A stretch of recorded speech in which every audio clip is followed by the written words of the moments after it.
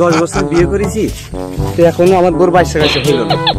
পেট ভরে একটা মানে বাবা আছে, দেখি আর বাবা হাতে বাইসা দিতে পারে কিনা।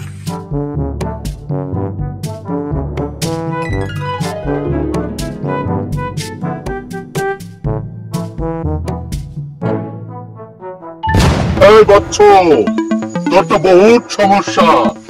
10টা বছর বিবাহ করেছি, এখনো কোনো বাল বাচ্চা হয়নি।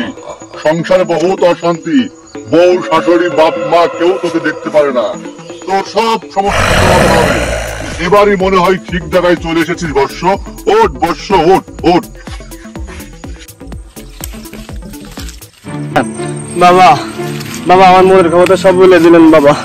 বাবা আপনি আমার বাঁচান বাবা, আপনি আমার বাঁচাতে পারবেন বাবা, আপনি বাঁচান আমার। ও বাবা আমার বাঁচান বাবা, আমার বাঁচানো বাবা, আমার বাঁচান, আপনি ছাড়া কেউ নেই। মনের খবর সব বলে। হ্যাঁ বচ্চ, আমি কি বলি তোর চোখ কান মন দিল খুলে শোন। আগামীকাল অমাবস্যা রাত মঙ্গলবার তোর বিবিকে নিয়ে আমার কাছে রাত 12:01 দেখা করবি এবং তোর বিবিকে আমার কাছে রেখে যাবি। পরের দিন বুধবার সকালে তোর বিবিকে আমার কাছ থেকে নিয়ে যাবি।